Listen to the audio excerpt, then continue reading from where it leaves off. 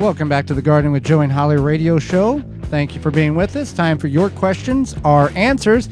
If you have a question, you can get that to us at gardentalkradio@gmail.com, gardentalkradio@gmail.com, or toll-free coast to coast, 1-800-927-SHOW, 1-800-927-7469.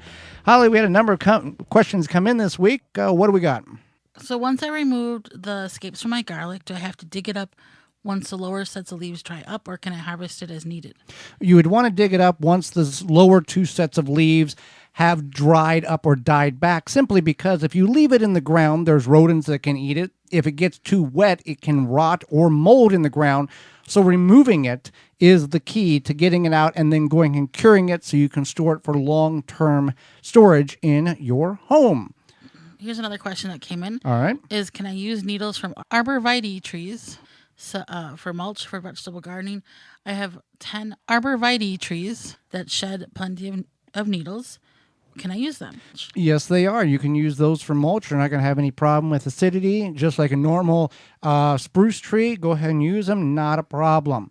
Next question about pine needles. Can I substitute pine needles for cocoa core husk in potting soil mix? I have a lot of the pine trees in my area. Any information would be appreciated. So actually, no, pine needles cannot be substituted for cocoa core or coconut husk.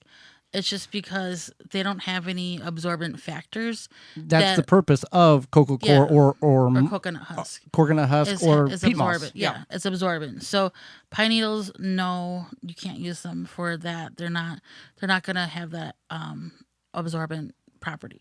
All right, here's a question about beets. My beets are all clustered together. Can I dig them out while they're growing and space them out correctly, or is that going to cause problems?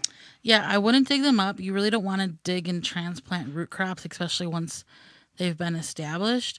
So unfortunately, no, you're going to just have to let them grow as they are. But then next year when you grow beets, you want to thin them out, and you just simply trim. You got to thin them out this year in order to get them to grow correctly. If they're already growing. Yeah, thin them out, cut them with a scissors, remove them so you have one every 3 to 4 inches like we did, and you figured out that beet greens wasn't that bad of a tasting thing.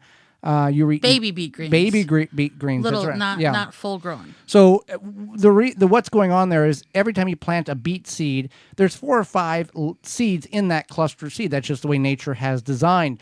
So whenever you plant it, all of them grow, and then you need to cut back the weakest ones, leaving one there, not digging it out because it can damage the one that you're trying to save. And then that way you can have your beets spaced properly. You can use the baby beet greens as a salad or just eat them. And then that way it will allow you to have bulb development. If you let them all grow together, you're not going to have very much to any bulb development.